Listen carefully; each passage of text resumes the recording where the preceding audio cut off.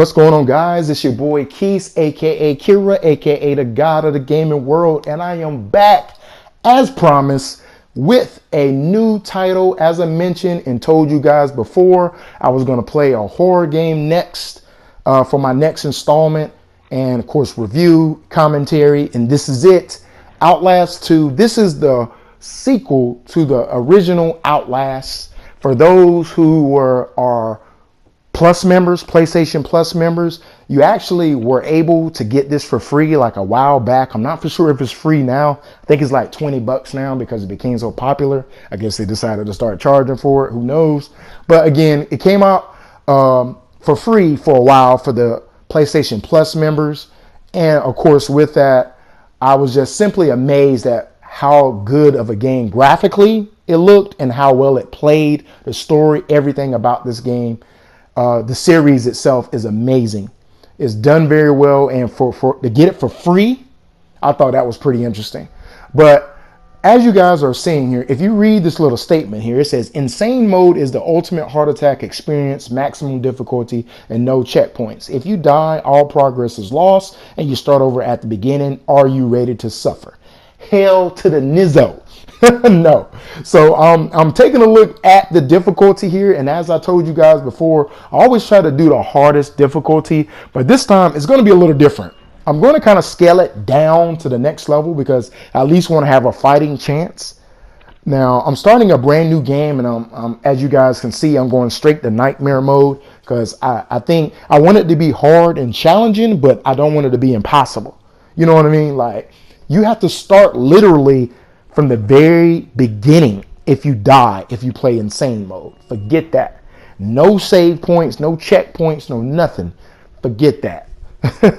I need my save points. I need every little save point, checkpoint, or whatever. Outlast 2 contains intense violence, gore, graphic, sexual content, and strong language. Please enjoy.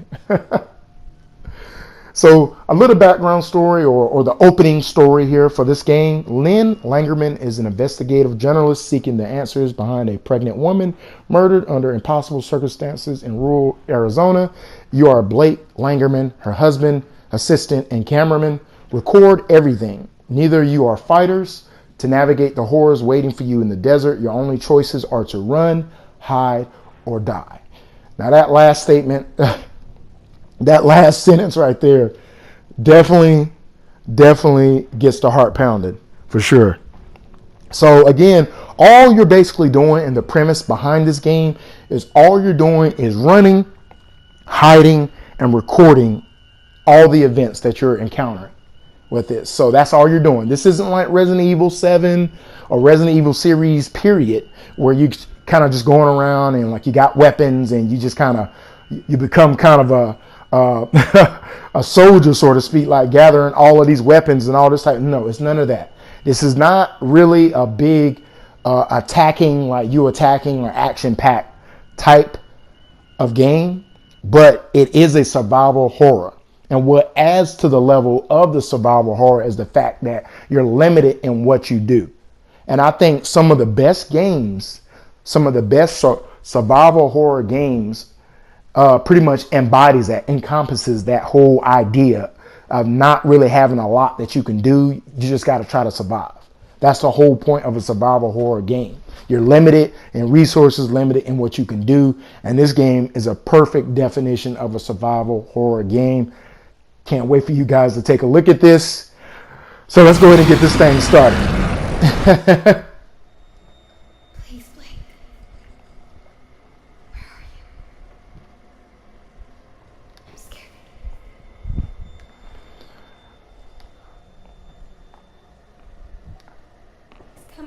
And as this is updating here, as you guys can see, as it's kind of going through and finding out what happened. I'm awake.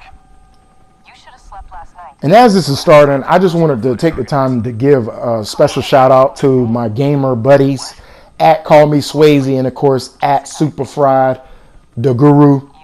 I appreciate you guys for supporting me. Thank you so much. I wanted to dedicate this video to you guys. Because again, you guys took part in the share play experience. This game is very difficult to play by yourself. And hey, and like you guys can call me scared and whatnot. It doesn't matter. These guys supported me like as I was kind of going through, so I appreciate you guys and all the support. So shout out to you guys. But anyway, that's your wife, Lynn, and of course, again, your name is Blake. You're out investigating a death of a pregnant woman.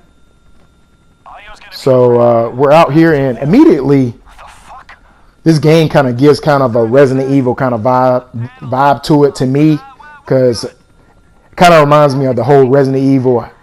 The first Resident Evil game that started out. I remember when you had to go and track down like your team, like you was a part of Bravo team, and you had to, I guess, track down Alpha team or something like that. But anyway, kind of reminds me of this. You're in a helicopter, like you see the dark woods below, but again, I just kind of wanted to point that out. In search of the origins of murder victim. Hey, Lynn, I don't think you should say murdered. We don't know that. Oh, I'll say she strangled herself to death. It's what the police report. And sorry guys, I'm gonna try to keep my commentary to a minimum, like when they talking, so We should probably mention the fetus too. I mean, how it just... because this story gets a little interesting. Here, let me try a version that can serve as an intro for the whole piece. Tell me when we're good. Okay, we're good. 2 weeks ago, a young woman was found wandering, barefoot, pregnant, and alone on a barren stretch of highway 100 miles from the nearest... Oh! We lost the engine. Already on some shit. Like, how did I know that shit was gonna happen? And excuse my language, guys. I'm probably gonna be cussing, swearing, saying all types of stuff on this game, so I apologize in advance. I try to keep it G-rated as much as possible, but again, I doubt I'm gonna be too successful. But anyway, Outlast 2 is now beginning. Let's go and get this thing started, guys. So immediately I start off in an ominous, dark hallway. So that's already a bad start to this game. Here, so I wanted to kind of brighten up the game like a little bit, for you guys, like just to see and make sure that it looks okay. Because there's a lot of dark spots on here, a lot of dark areas, and there's going to be a lot of times where you guys are going to see pitch black. So as you guys can see, I was playing with the little gamma meter right here to try to brighten it up. As you can see, that meter did not do nothing. As you guys can see, there is still dark as hell. Look at this. I actually had to go back into it to make sure that I did it right.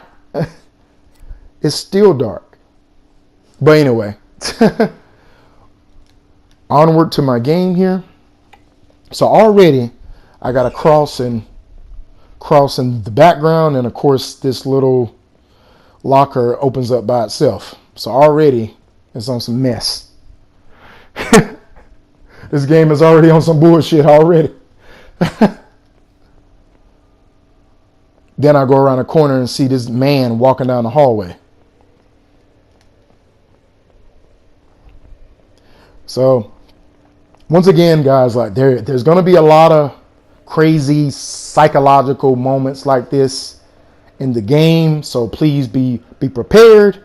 If you're not able to handle this, I would say not to watch, but like I kind of want you to watch. So please watch it, but just be aware. Got this girl up here in front and a river of blood. Already, this game is already starting on some mess. So, as you guys can see, my helicopter crashed. And, yeah. It's about to go down, guys.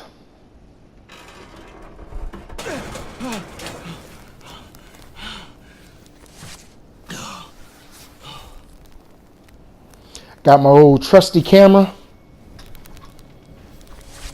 Fuck. Right. That's what I'm saying, man. Fuck. So as you guys can see, I got my battery on my left and bandages on the right. And of course I can view my footage. That actually looked kind of freaky right there for a moment. I might suck as a cameraman.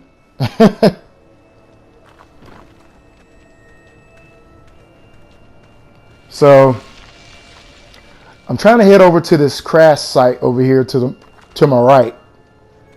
And there's a little bit of parkour and element here to this game too. Not really too crazy, but enough.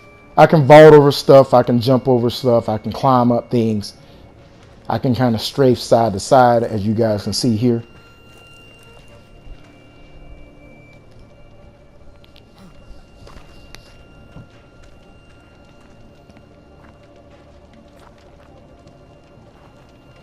I just want to make sure that I clear that little area right there. It doesn't seem like he jumps very well.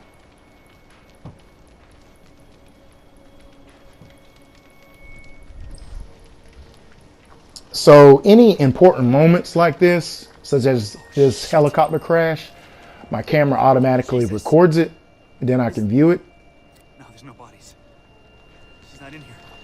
Lynn! Lynn!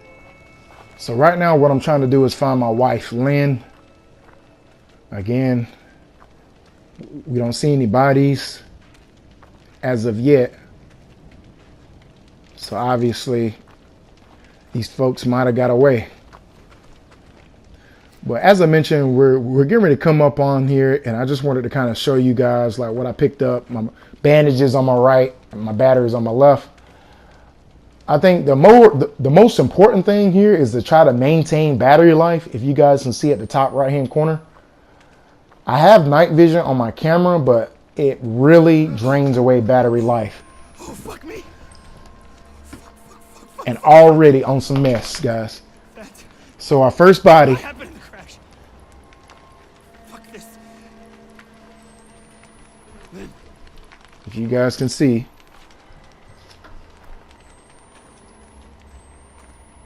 my first body here. We're just going to keep it on moving. We're just going to keep on pushing. So already, and I think one of the things that I found out about being on the harder levels like nightmare mode, the battery drains a lot faster. So there may be a lot of points, guys, where I just completely just turn off the camera or turn off the actual night vision. So just to let you guys know. So it might be hella dark.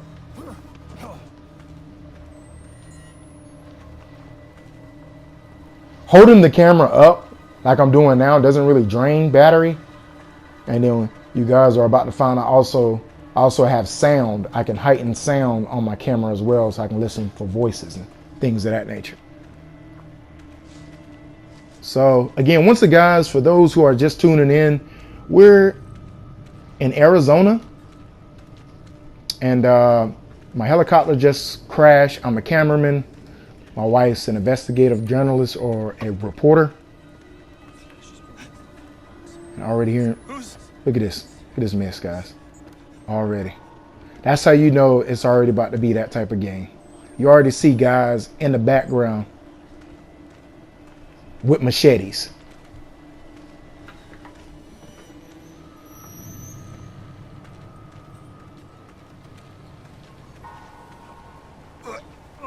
So you guys are going to see a lot of stuff like this, like gory type bloody stuff. And look at this guy already in the distance. Look at this dude. See what I mean, guys? I'm trying to understand, why do I love playing games like this? Because I don't know, maybe it's just an adrenaline rush. I don't know, but something about these type of games, it keeps drawing me to that. I love survival horror games. I do.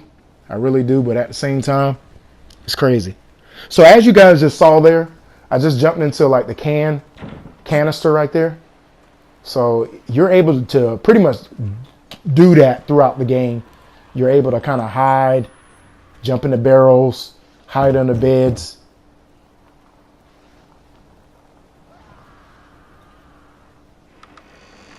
And I'm slowly trying to open this door.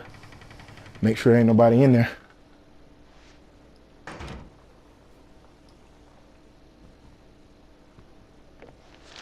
All right, so throughout the game, and of course with this, guys, if you guys want to take the time to read this, of course you can always kind of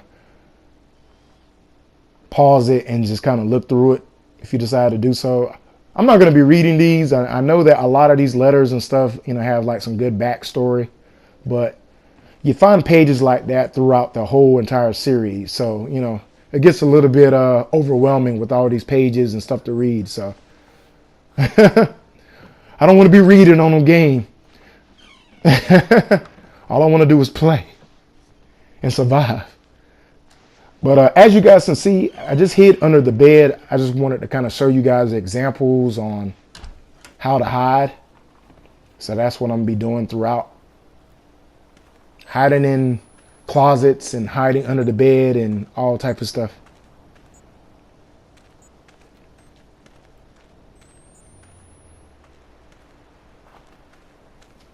So like whenever the battery gets low, as you guys can see, the little reload button comes up whenever you got batteries, but you can still use the camera. You can still use it, but night vision pretty much flickers in and out.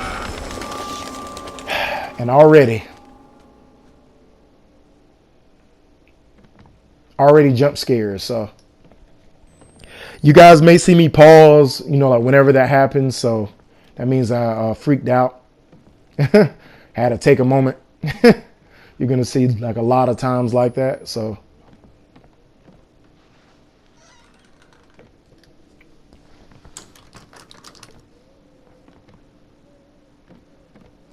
but as I mentioned, I'm trying to conserve battery life here. So I'm not going to reload until I'm ready to do so. So I can conserve. But I didn't know if you guys noticed the latch on that last door. So that's a new feature to Outlast. They didn't have that on the first series, where you can kind of latch or lock doors. So that's a pretty neat feature. But anyway, guys, I'm nearing the end of this video, and of course I will be doing different segments of videos, chapters. Chapters will be continuation of my videos, not in-game chapters. So just to let you guys know. And please ignore the Satanus sign there, that demonic stuff.